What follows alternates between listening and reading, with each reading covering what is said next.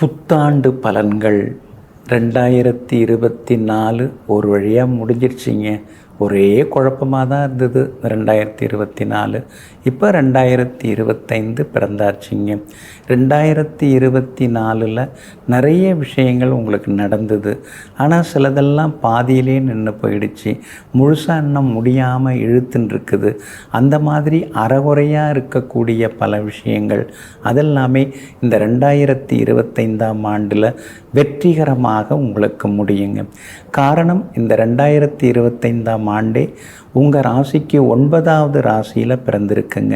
அப்படி இருக்கிறதுனால புது முயற்சிகள் எல்லாமே இந்த வருஷத்தில் வெற்றியடையும். குடும்பத்தில் கணவன் மனைவிக்குள்ளார நெருக்கம் அதிகரிக்கும்.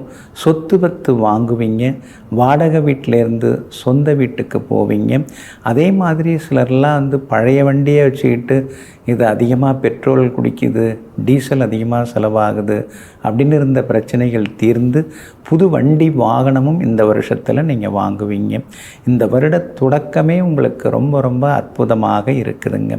அதே போல் ஜூன் மாதம் 6ஆம் தேதி வரைக்கும் உங்கள் ராசிநாதன் செவ்வாய் மிதுனத்திலையும் கடகத்திலையும், அதாவது உங்கள் ராசிக்கு 3வது வீட்லேயும் 4வது வீட்லேயுமா இருக்கிறாருங்க. ஜூன் 6ஆம் தேதிக்கு பிறகு உங்கள் ராசிக்கு 5வது வீட்டுக்கு மாறுறாரு. ஒரே வீட்டில் ஜூன் 6ஆம் தேதி வரைக்கும், அதாவது 3வது வீடு 4வது வீட்டில் மாறி மாறி இருக்கிறதுனால ஆரோக்கியத்தில் கொஞ்சம் அக்கறை காட்டுங்க. சொத்து பத்து ஏதாவது வாங்கிறதா இருந்தால் தாய் பத்திரத்தை சரி பார்த்துட்டு அப்புறம் வாங்க பாருங்கள்.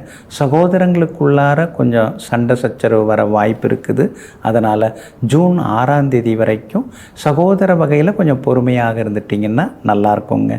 உங்கள் ராசிக்கு தனத்தை அள்ளித்தரக்கூடியவர் சுக்கிரன்.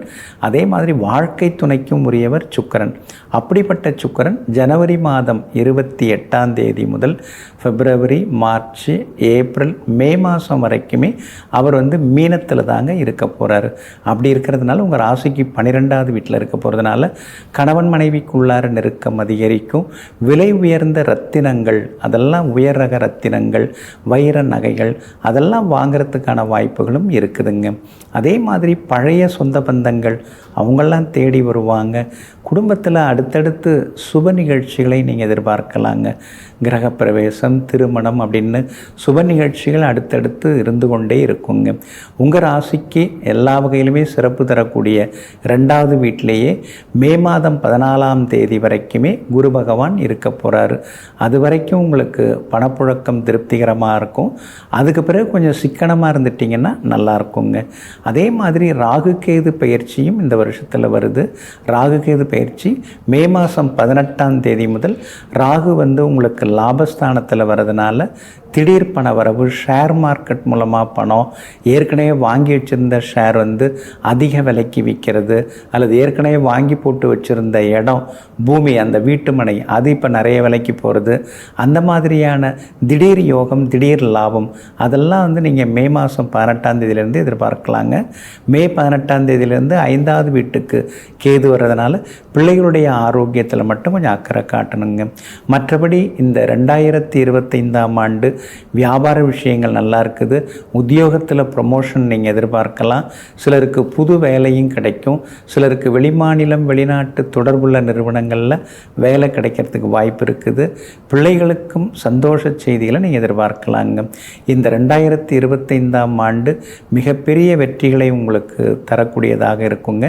இந்த வருஷத்தில் நீங்கள் எல்லா வகையிலுமே ஜெயிக்கிறதுக்கு திருப்பரங்குன்றத்தில் அமர்ந்திருக்கும் ஸ்ரீ முருகப்பெருமானை நீங்கள் வணங்குறது ரொம்ப ரொம்ப நல்லதுங்க.